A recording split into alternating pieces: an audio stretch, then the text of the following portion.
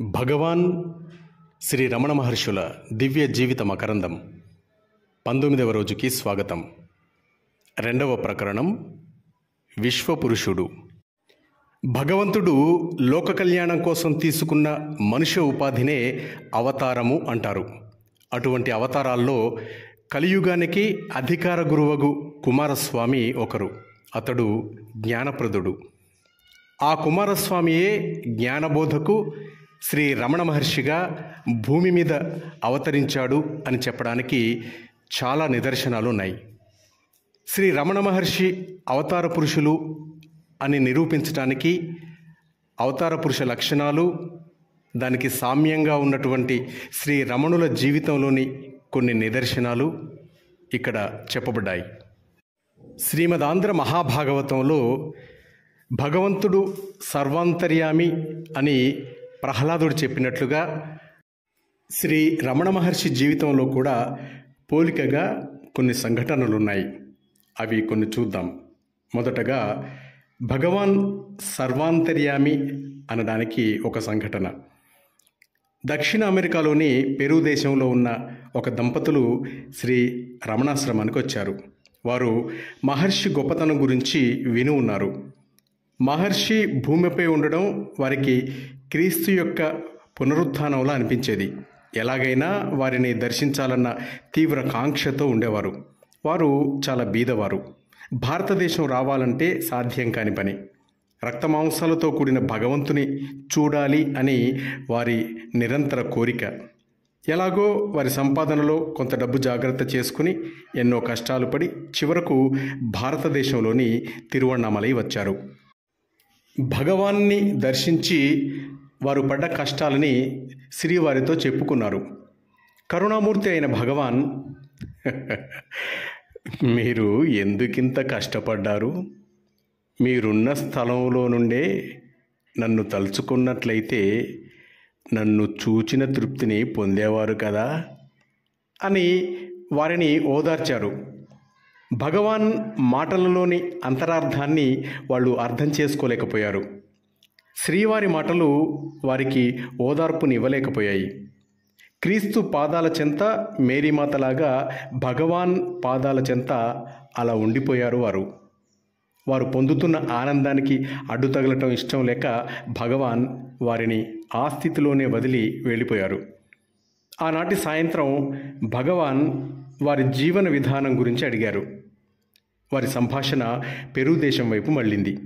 అంతలో ఆ దంపతులు పెరు దేశం గురించి, అక్కడున్న సముద్ర తీరం, ప్రకృతి దృశ్యాలు, తాము నివసిస్తున్న పట్టణంలో ఉన్న సముద్రపు ఒడ్డు గురించి చెప్పడం మొదలుపెట్టారు.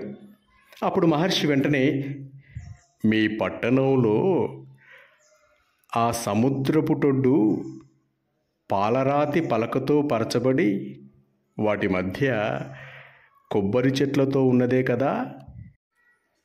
పాలరాతితో ఉన్న బెంచీల వరసలు సముద్రం వైపునకే కదా ఉన్నాయి. నీవు తరచుగా 5వ వరుసలో ఉన్న బెంచీ మీద నీ భార్యతో కూర్చునేవాడివి కదా అని వివరించారు. తిరువణ్ణామలై దాటి వెళ్ళని భగవాన్కు ఈ విషయాలు ఎట్లా తెలిసాయి? తాముంటున్న ప్రదేశం గురించి ఇన్ని స్పష్టమైన వివరాలు ఎలా చెప్పగలిగారు అని ఆ దంపతులు సంభ్రమాశ్చర్యాలలో మునిగిపోయారు. అప్పుడు భగవాన్ చిరునవ్వుతో, నేనెట్లా చెప్పగలిగానని కాదు, మీరు గ్రహిస్తే చాలు. ఆత్మకు దేశకాల పరిమితులు లేవు అని. మహర్షి దివ్య సందేశం విన్నాక తామున్న ప్రదేశంలో నుండే శ్రీవారిని స్మరించి వారి ఆశీస్సులు పొందవచ్చు అని ఆ దంపతులు గ్రహించారు.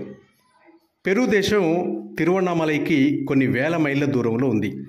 1896 సెప్టెంబర్ 1న అరుణాచలం వచ్చిన భగవాన్ నిర్యాణం వరకు అరుణాచలాన్ని వీడలేదు. అలా శ్రీ రమణులు తాము సర్వాంతర్యామినని తమకు తాముగా వెల్లడి చేశారు. మరికొన్ని సంఘటనలు చూద్దాం. భగవాన్, మీరెప్పుడూ అదృశ్యమైన దేనినో చూస్తూ ఉన్నట్లు ఉంటారు. జ్యోతినా లేక అరుణాచలేశ్వరుణ్ణా అని ఒకసారి భక్తుడొకరు ప్రశ్నించాడు. దానికి సమాధానంగా భగవాన్, అదా మీ సందేహం, నన్ను నేనే చూసుకుంటున్నాను, నాకంటే అన్యం లేదు చూడటానికి అని బదులు చెప్పారు. నేనెవరనుకున్నావు అన్న మరో సంఘటనను చూద్దాం. ఒకరోజు శ్రీ కూచిభొట్ల సూర్యనారాయణ గారి భార్య శ్రీమతి సీతారామమ్మ గారు భగవాన్ని దేవుడున్నాడా అని ప్రశ్నించారు. భగవాన్ ఉన్నాడు అన్నారు. అప్పుడు ఆమె మీరు చూశారా అంది. అనగానే దానికి భగవాన్ చాలా గొప్పగా ఫోజు పెట్టి నిలబడ్డారు. నేనెవరనుకున్నావు అన్నారు.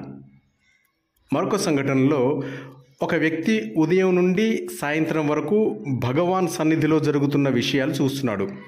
చివరికి ఆగ్రహం పట్టలేక, ఉదయం నుండి చూస్తున్నాను, భక్తులందరూ పండ్లు విలువైన కానుకలు మీకు ఇస్తున్నారు, మీరు వాటిని ఎందువల్ల తీసుకుంటున్నారు, అసలు మీ గొప్ప ఏమిటి అని ప్రశ్నించాడు ఆ వ్యక్తి.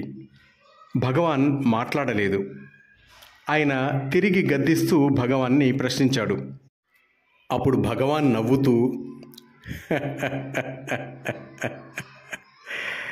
అదా మీ సందేహం, బెల్లం వినాయకుడి నుండి చిన్న ముక్కను త్రుంచి నైవేద్యం పెట్టినట్టుగా మీరంతా నాకు అర్పిస్తున్నారు, అంతా నేనే కదా, అంతా నాదే కదా అన్నారు.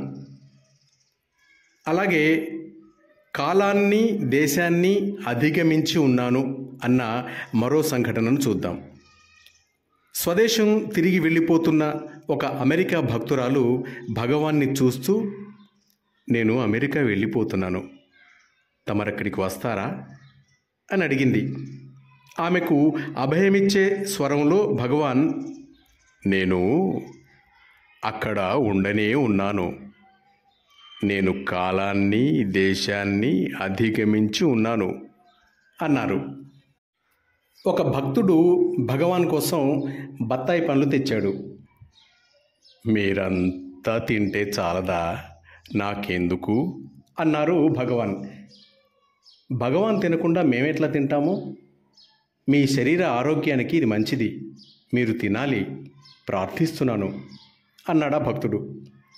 ఇదిగో చూడండి, ఇక్కడ ఫలహారం చేసేవారు 100కి పైగా ఉన్నారు కదా, ఇన్ని ముఖాలతో తింటున్నాను, చాలదా, ఈ ముఖంతో తింటేనే తిన్నట్ట అన్నారు. మనస్సుకు బుద్ధికి అందని అగాధమైన ఈ అనుభవాన్ని విని భక్తులందరూ అబ్బురపడ్డారు. ఆర్థర్ ఆస్బర్న్ అనే ఆయనకు 4 సంవత్సరాల కూతురుంది. ఆ అమ్మాయి డాక్టర్ సయ్యద్ అహ్మద్ నా స్నేహితుడు అని చెప్పింది వాళ్ళ నాన్నతో. అప్పుడు ఆస్బర్న్ వెంటనే, అయితే రమణ భగవాన్ నీకేమవుతారు అని ప్రశ్నించాడు తన కూతుర్ని. దానికి సమాధానంగా ఆ అమ్మాయి, భగవాన్ ప్రపంచానికి చెందినవారు కాదు, ప్రపంచానికి అతీతంగా ఉన్నారు అనగానే ఈ సంగతి ఆస్బర్న్ భగవాన్తో చెప్పారు.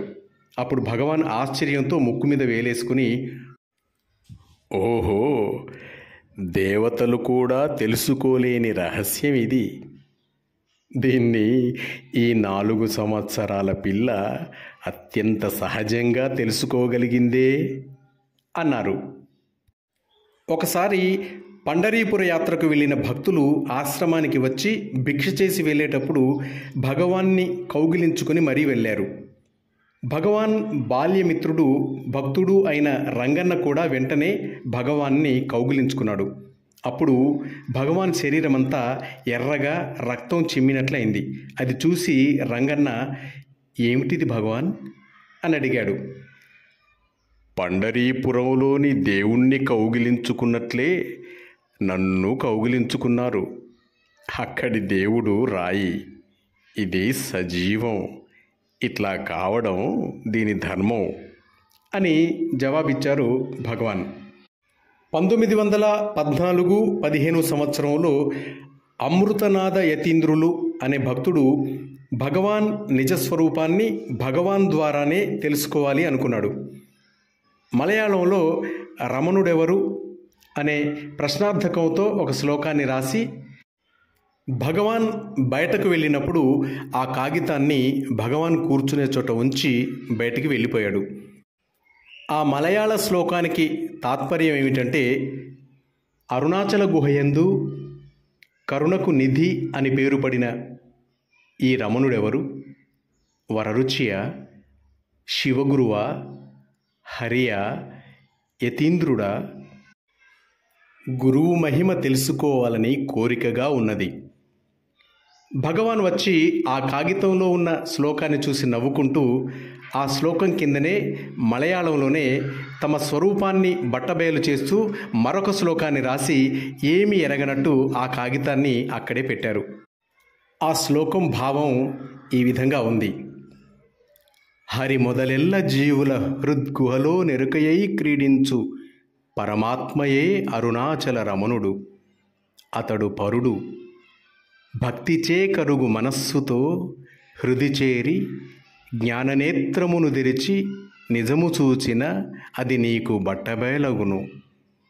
ఆ జవాబులో భగవాన్ తన నిజస్వరూపాన్ని తామే స్వయంగా బట్టబయలు చేసుకోవడం చేత అక్కడున్న భక్తులందరూ భగవాను సర్వాత్ములని విశ్వరూపులని తెలుసుకొని ఉప్పొంగిపోయారు.